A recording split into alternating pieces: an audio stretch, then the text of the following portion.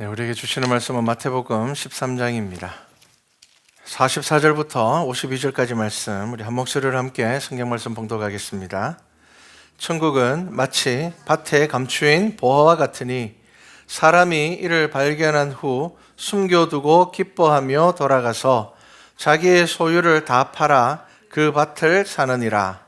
또 천국은 마치 좋은 진주를 구하는 장사와 같으니 극히 값진 진주 하나를 발견하며 가서 자기의 소유를 다 팔아 그 진주를 사느니라.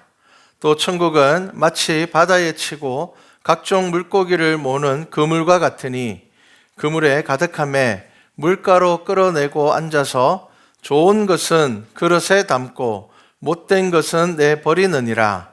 세상 끝에도 이러하리라. 천사들이 와서 의인 중에서 악인을 갈라내어 풀무불에 던져 넣으리니 거기서 울며 이를 갈리라. 이 모든 것을 깨달았느냐 하시니 대답하되 그러하오이다. 예수께서 이르시되 그러므로 천국의 제자된 서기관마다 마치 새 것과 옛 것을 그 곳간에서 내오는 집주인과 같으니라. 아멘. 자, 하나님의 나라를 생각하셨습니까? 라는 제목으로 오늘 본문 말씀을 한번 보려고 합니다. 자, 마태복음 13장은 지금 계속 예수님께서 어떤 비유를 하십니까? 천국은 이라고 계속 비유를 하십니다. 자, 그래서 이제 씨 뿌리는 비유를 보았고요. 그리고 또 지난주에는 가라지 비유를 보았고요. 그리고 또 이제 오늘 말씀을 보면 어떤 말씀을 합니까? 세 가지 비유를 합니다. 세 가지 비유를 하는데 그 비유가 뭐냐면요. 자, 천국은 밭에 감추인 보화와 같다. 또 천국은 마치 진주를 구하는 장사와 같다. 또 천국은 마치 바다에 치고 각종 물고기를 모으는 그물과 같으니 라고 말씀하고 있습니다. 자, 예수님께서 하나님의 나라를 지금 다양하게 비유로 말씀을 하십니다. 그 이유가 뭘까요? 자, 그 이유는 하나님의 나라는요, 추상적이거나 죽음 이후의 문제가 아닙니다. 나중에 천천히 생각해도 되는 문제가 아닙니다. 하나님의 나라는 지금 우리의 문제이기 때문입니다. 그러니까 지금의 삶과 상관없이 하나님의 나라가 우리에게 주어지지 않기 때문입니다. 그래서 우리는 지금 하나님의 나라를 생각해야 됩니다. 그래서 예수님께서 천국에 대한 비유를 계속 말씀하시는 것입니다.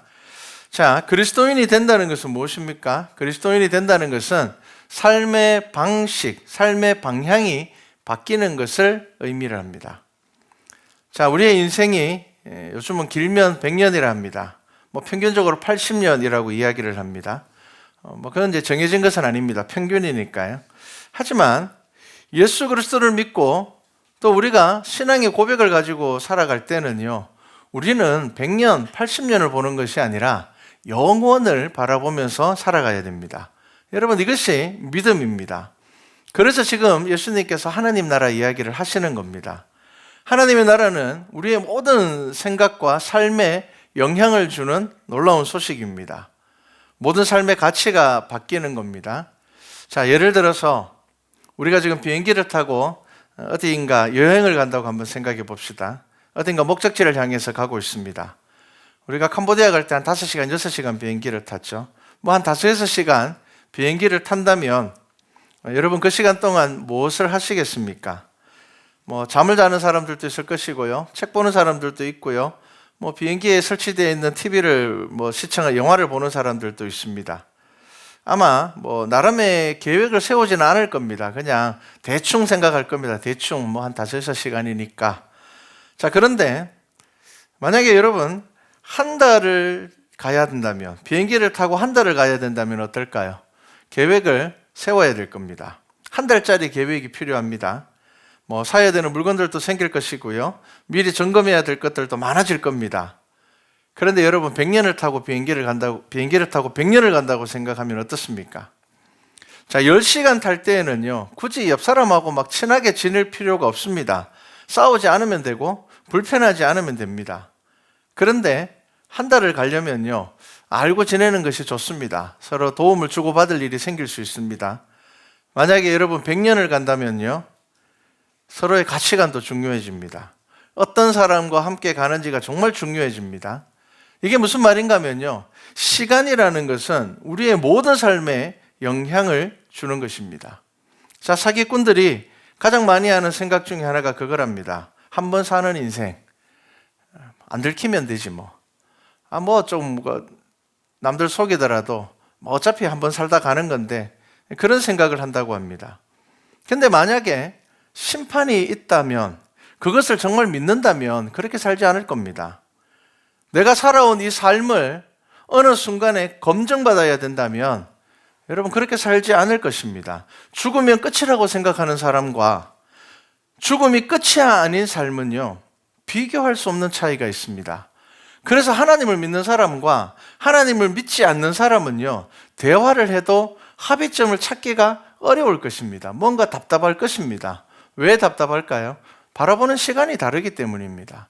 그만큼 이 시간이라는 것은 우리의 삶에 아주 막강한 영향을 미칩니다. 자, 그렇기 때문에 하나님을 믿는 사람과 하나님을 믿는 사람의 삶이 하나님을 믿지 않는 사람의 삶과 동일하다면요, 그것은 진짜 믿음이 아닐 겁니다.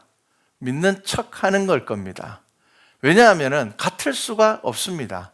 하나님의 나라가 있는 사람과 하나님의 나라가 없는 사람이 동일한 삶을 살아갈 수가 없습니다. 그거는 불가능합니다. 자, 예수님께서 천국에 대한 다양한 비유를 마태복음 13장에서 말씀하고 있는데요, 오늘 이 세 가지 비유는 무슨 말씀을 하시는가 하면요, 천국이 우리의 삶에 미치는 변화에 대해서 말씀하고 있습니다. 자, 첫 번째 비유를 한번 볼까요? 천국은 밭에 감추인 보화와 같다. 자, 밭에 감추인 보화를 누군가가 발견을 했습니다. 보물을 발견을 했습니다.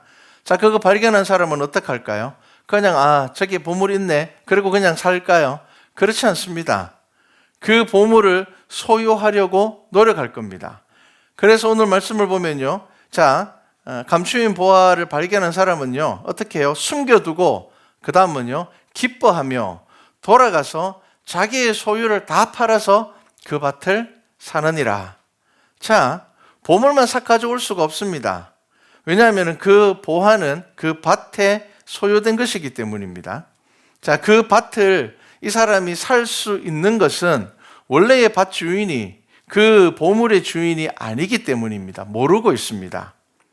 당시는 은행이 있었습니다. 그런데 이 은행은 귀족들을 위한 것이었지 일반 사람들을 위한 은행은 없었습니다. 안전하지 않았습니다.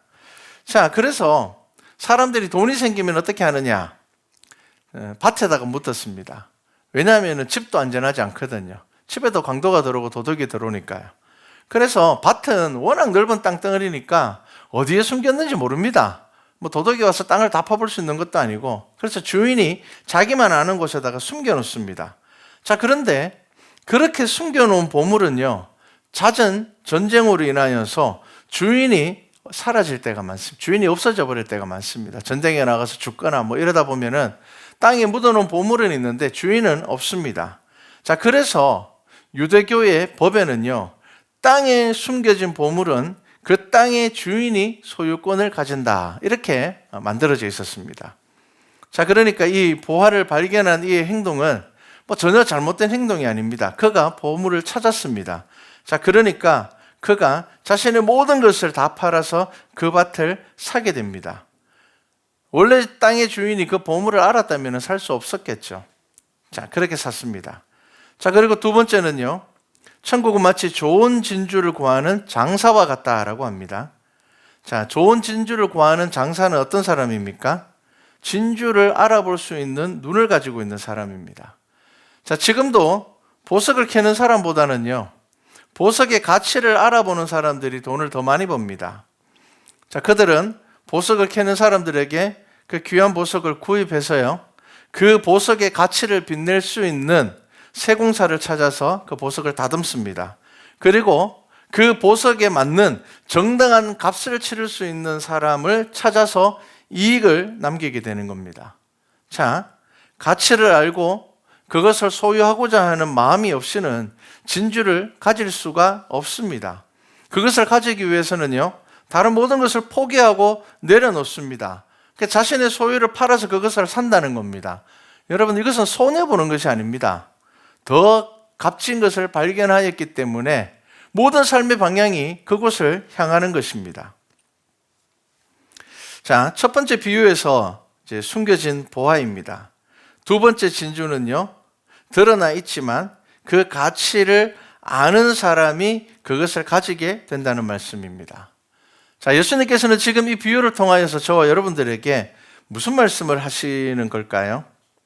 하나님의 나라는요, 그 가치를 아는 사람이, 그리고 그 가치를 아는 사람이 자신의 모든 삶의 방향이 하나님의 나라를 향할 때에 그것을 소유할 수 있다는 것입니다. 다르게 이야기를 하면요, 진짜 하나님의 나라를 아는 사람은 그 삶이 바뀔 수밖에 없다는 겁니다. 이게 억지로 바뀌는 게 아닙니다. 보물을 발견했는데 잠이 오겠습니까? 그게 다른 사람이 가져갈까 봐. 잠이 안 오죠. 우리도 마찬가지입니다. 여러분, 만약에 이번 주 로또 번호를 여러분들이 정확하게 알고 있다면 그거 안 사겠습니까? 나는 번호 알고 있는데 안 사. 나는 돈에 욕심이 없어. 그렇게 사실 분 있습니까? 아닐 겁니다. 그 한 장에 100만 원, 1000만 원 한다 그래도 살 겁니다. 돈이 없어도 빚내서라도 그거를 살 겁니다. 왜 그렇습니까? 그것이 확실하게 보물이기 때문입니다. 지금 예수님께서는 어떤 말씀을 하시는가? 여러분, 하나님의 나라를 분명히 아는 사람은 그 삶이 억지로 바뀌는 것이 아니라 당연히 그렇게 바뀐다는 겁니다. 그것이 하나님의 나라를 소유한 사람이라는 겁니다. 자, 하나님의 나라는요, 예수님의 비유처럼 겸하여 섬길 수 있는 것이 아닙니다. 하나님의 나라에 대한 생각으로 잠을 잘 수 없는 것이 천국을 맛본 사람입니다. 여러분, 초대교회가 그랬습니다. 여러분, 우리가 사도행전 말씀을 묵상하면서 초대교회의 그 뜨거웠던 열정들, 교회를 향한 열정들, 하나님의 나라를 향한 그 열정들을 우리가 보면서 그때 그 사람들은 그랬구나, 이것이 아니라 나도 하나님의 나라를 소유하게 되면 이렇게 살겠구나라는 것을 아셔야 됩니다. 우리나라의 초대교회의 역사를 여러분들이 한 번씩 보십시오. 책이 참 잘 나와 있잖아요. 우리나라 한국 초대교회, 우리 이 땅에 복음을 심었던 선교사님들로 인하여서 또 처음 복음을 받아들였던 우리의 믿음의 조상들의 믿음을 여러분들 한번 보십시오. 와, 어떻게 저렇게 믿을 수 있지? 어떻게 저렇게 헌신할 수 있을까? 어떻게 저렇게 가난한 시대에 정말 하나님의 나라의 소망으로 저렇게 기쁘고 즐겁게 살 수가 있을까? 도대체 그 가난한 때에 무엇을 보았을까? 그분들은 분명히 보았습니다. 하나님께서 이 땅을 버리지 않으실 거라는 것을 알았습니다. 그대로 이것이 우리의 삶에서 이루어졌잖아요. 여러분, 그 우리의 믿음의 조상들이 가지고 있었던 그 믿음의 열정들은요, 바로 예수님께서 말씀하시는 이 천국을 찾은 사람들의 삶이었습니다. 잠을 잘 수가 없었습니다. 다른 사람들이 가져갈까 봐. 내가 발견한 이 진주를 다른 사람이 가져갈까 봐 그것을 그냥 둘 수가 없었습니다. 근데 여러분, 우리의 삶들을 들여다보면은 대부분의 사람들은 자기만의 보화를 발견해서 살고 있습니다. 어떤 사람은 그게 건강이고요. 어떤 사람은 그게 명예이고요. 어떤 사람은 지식이고요. 또 어떤 사람은 사람입니다. 사람들에게 인정받고 사람들 사이에서 높임을 받는 것을 좋아합니다. 또 어떤 사람들에게는 자녀가 될 수 있습니다. 여러분들이 뭘 보화로 생각하는지를 여러분들 아는 것 어렵지 않습니다. 여러분들 마음의 방향이 어디를 향해 있는지, 삶의 방향이 어디를 향하여 있는지를 보시면 됩니다. 마태복음 6장 21절에 예수님께서 뭐라고 말씀하셨습니까? 내 보물이 있는 그곳에는 내 마음도 있느니라. 여러분, 모든 사람은 마찬가지입니다. 내 마음이 가 있는 곳이 보물입니다. 그래서 여러분, 예수님께서는 너희들이 하나님의 나라가 보물이라는 것을 알아야지, 그 가치를 알아야지 어떻게 해요? 그 하나님의 나라를 소유할 수 있다라는 것을 말씀하시는 겁니다. 자, 여러분들에게 하나님의 나라가 보화가 맞습니까? 여러분들에게 예수 그리스도의 십자가가 보물이 맞습니까? 자, 세 번째 비유를 보셔야 됩니다. 세 번째 비유가 뭡니까? 천국은 바다에 그물을 치고 어떻게 해요? 마치 바다에 치고 각종 물고기를 모으는 그물과 같으니. 자, 여러분, 그물에 들어간다고 해서 다 선택되는 것 아닙니다. 이것은 알곡과 가라지의 비유와 유사합니다. 자, 그물 안에 들어간 것으로 선택된 것이 아니라 물가에 끌어내어서 그 가치가 인정될 때에 그릇에 담기게 되는 겁니다. 그물 속에는 어부가 원하는 고기만 있는 것 아닙니다. 그물 올리면 별거 다 들어있습니다. 해파리도 들어있고 쓰레기도 들어있고 못 먹는 고기들도 들어있고요. 물론 어부가 원하는 것도 있습니다. 자, 그렇기 때문에 어떡합니까? 추수꾼이 가라지를 골라내듯이 어부들은 그 가치에 따라서 구분하게 되는 것입니다. 여러분 13장에 있는 이 천국에 대한 비유를 쭉 연결해서 보셔야 됩니다. 연결해서 보면 어떻습니까? 하나님의 나라는 그 가치를 알고 그 하나님의 나라의 소망으로 열매 맺는 이들이, 그리고 이 땅을 살아갈 때에 하나님의 나라를 바라보면서 살아가는 사람들이 천국에 합당한 이들이 된다는 것입니다. 여러분, 천국은 그냥 가만히 있으면 주어지는 것 아닙니다. 열매 맺는 곡식을 창고에 들이는 것처럼 좋은 물고기가 선택된다는 것입니다. 자, 예수님께서 이 비유를 말씀하시고 뭐라고 이야기를 합니까? 세상 끝에도 이러하리라. 자, 여러분, 세상 끝에 이렇게 될 것이라고 분명하게 말씀하셨습니다. 그물 속에 있다는 것은 뭡니까? 그물 속에 있다는 것은 뭐 교회를 의미하기도 하고 세상을 의미도 하고 내가 교회 다닙니다 라는 그것을 의미하기도 합니다. 자, 그런데 이 표현을 한번 보십시오. 자, 제가 앞에 가라지 비유에서 뭐라고 말씀드렸습니까? 가라지가 목적이 아닙니다. 농사를 짓는 사람은 가라지 막 불에 태우고 싶어서 농사 짓는 거 아닙니다. 알곡을 모으기 위해서 농사를 짓는 겁니다. 심판이라는 것은요, 죄를 지은 사람을 벌하는 것이 아니라 주의 자녀를 모으는 것이 심판입니다. 자, 오늘 이 비유에서도 뭐라고 말씀하고 있습니까? 자, 천사들이 악인을 골라내는 것이 아니라 의인 중에서 악인을 갈라낸다는 겁니다. 지금 천사들에 있어서 필요한 것은 뭡니까? 의인입니다. 의인. 하나님의 나라를 소유한 하나님의 나라에 합당한 자들입니다. 그리고 악인은 풀무불에 들어가게 되는 것입니다. 여러분, 그리스도인이 된다는 것으로 모든 것 끝나는 것 아닙니다. 심지어 제자가 된다는 것으로서 끝이 아니었습니다.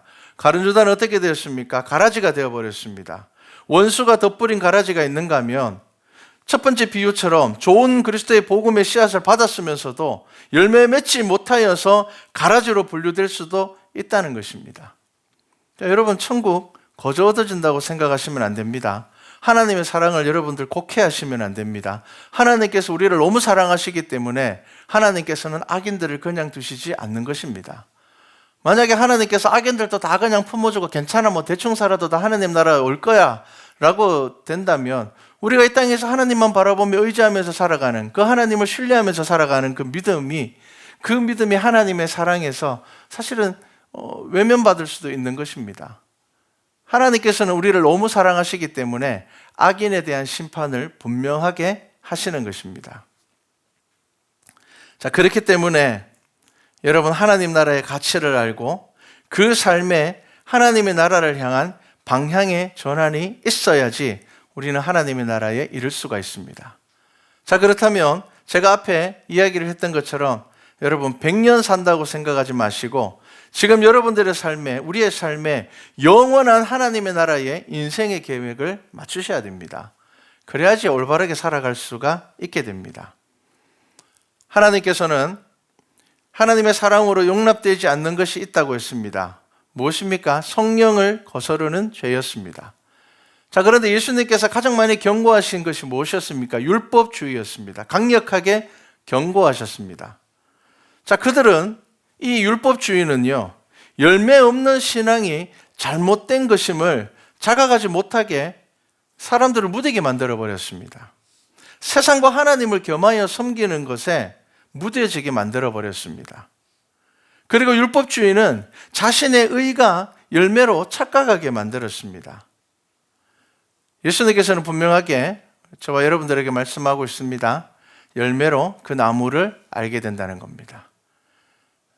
나무를 증명하는 방법은 열매입니다. 딴 거 없습니다. 그 열매가 아무리 볼품 없어도 사과를 맺으면 사과나무입니다. 그 나무가 좀 이상하게 생겼다 하더라도 그 나무에서 배가 열리면 배나무입니다.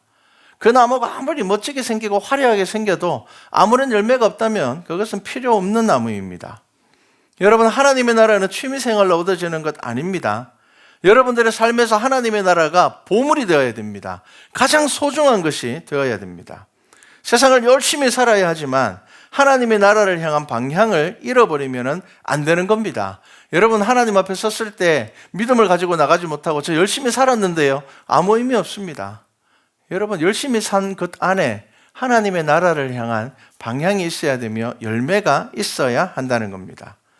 그리고 하나님의 나라에 대한 가치를 알아볼 수 있는 눈이 있어야 됩니다.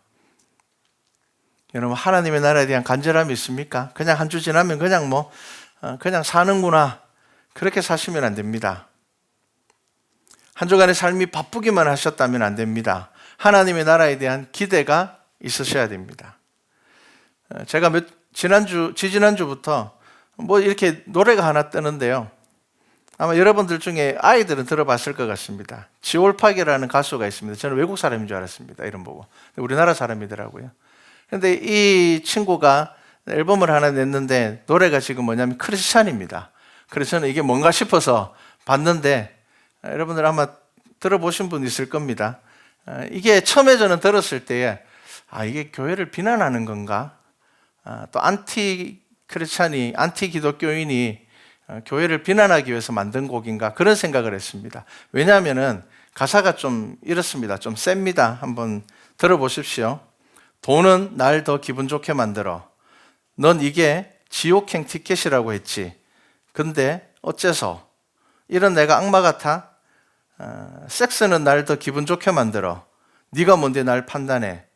너가 그럴 자격이 없다는 걸 알아. 지금 넌 바리새인 마냥 굴잖아. 그 다음에 이제 후렴 부분 넘어가면 이런 가사도 있습니다. 내가 가난했을 땐 엄마에게 난 골칫거리였지. 근데 지금 봐봐.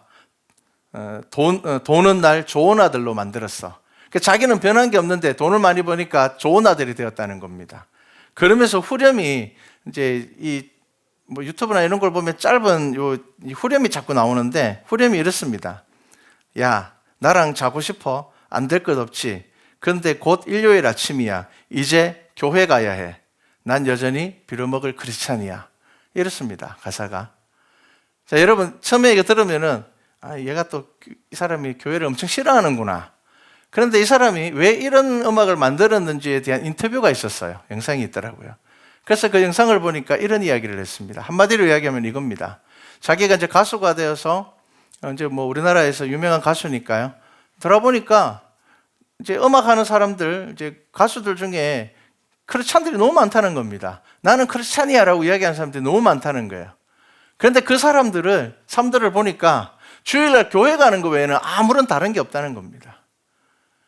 할 거 다 하면서, 나쁜 짓 다 하고 살면서, 별로 세상 사람들과 구분되는 삶을 살지 않으면서, 그 사람들이 자기가 크리스찬이라는 것을 나타내는 제일 보편적인, 가장 많이 하는 말이 뭐라고요? 내일 주일이니까 난 교회 가야 돼, 이겁니다.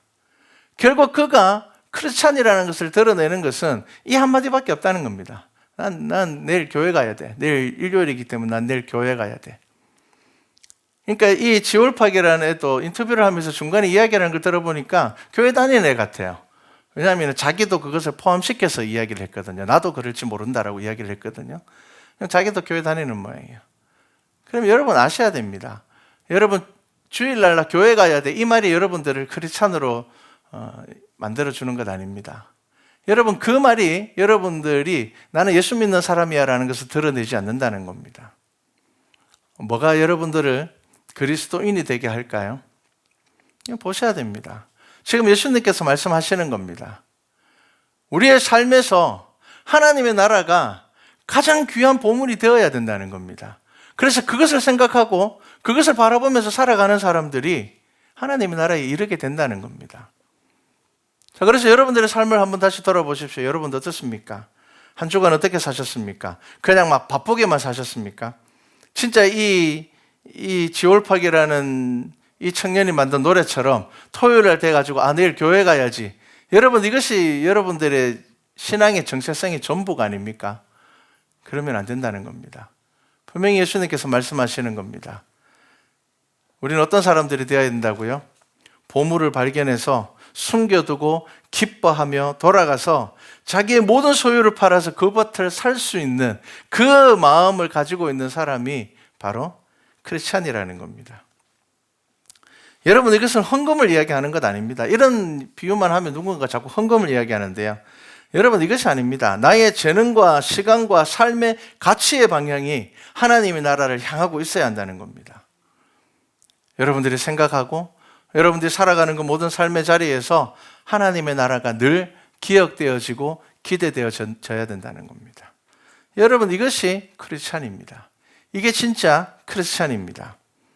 여러분, 우리에게 맡겨주신 이 말씀과 찬양교회에 대한 꿈을 꾸십니까? 이런 교회가 되면 좋겠다라는 생각하십니까? 그 안에 어떤 의미와 가치를 발견하고 있습니까? 자, 오늘 비유의 마지막 말씀에 이런 말씀이 있습니다. 예수님께서 제자들에게 야, 이 모든 것을 깨달았느냐? 그러니까 그렇습니다. 깨달았습니다. 예수님께서 52절에 이렇게 말씀하십니다. 예수께서 이르시되 그러므로 천국의 제자된 서기관마다 마치 새 것과 옛 것을 그 곳간에서 내오는 집주인과 같으니라. 자, 천국의 제자된 서기관입니다. 제자들을 이야기를 하죠. 그리고 예수 그리스도를 믿는 저와 여러분들을 이야기합니다. 자, 우리는 어떤 사람들이 되어야 된다고요? 그러므로 천국의 제자된 서기관마다 새 것과 옛 것을 그 곳간에서 내오는 집주인이 되어야 된다는 겁니다. 자, 새 것은 무엇일까요? 그리스도를 통하여서 완성된 복음입니다. 새 것입니다. 옛 것은 무엇일까요? 구약의 말씀들입니다. 자, 이 말씀은 어떤 의미입니까? 구약의 말씀이 예수 그리스도를 통하여서 완전하여 졌고, 또 천국의 서기관이 된 자들은, 정말 크리스찬들은, 저는 예수 믿습니다라고 말하는 사람들은 새 것과 옛 것을 그 곳간에서 내올 수 있는 집주인이 되어야 된다는 겁니다. 여러 방면으로 이것은 해석할 수 있습니다. 근데 여러분, 이 말에 가지고 있는 가장 기본적인 의미는 뭘까요? 하나님의 말씀을 알아야 된다는 겁니다. 구약의 말씀이 어떻게 예수 그리스도를 통하여서 이루어졌고, 그 예수 그리스도를 통하여서 우리가 어떻게 하나님의 나라, 천국을 소유할 수 있는지를 알아야 된다는 겁니다.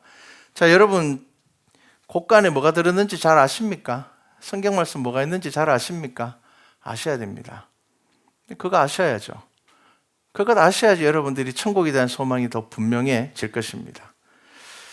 자, 우리 모든 소유, 모든 것을 팔아서 그 진주를 사고 그 보화를, 그 땅을 산다는 것은요, 그 안에 다 포함되어 있습니다. 우리가 하나님의 나라를 위해서 우리의 욕심과 고집도 내려놓을 수 있어야 되고요. 우리의 야망과 뭐 그런 것들도 정말 하나님의 나라를 위해서는 그 앞에서는 아무것도 아닌 것이 되는 것입니다. 자, 그래서 예수님께서 저와 여러분들에게 말씀하고 있습니다. 너의 삶에서 정말 하나님의 나라가 보물이 맞느냐 물으십니다. 여러분, 보물 맞습니까? 자, 저와 여러분 모두가 우리의 모든 것, 우리의 모든 삶의 방향이 하나님의 나라를 향하여서, 그리하여서 그리스도의 십자가의 사랑과 은혜로 하나님의 나라를 소망하는, 그리고 하나님의 나라를 맛볼 수 있는 우리 교회와 성도 되기를 주님의 이름으로 축복합니다.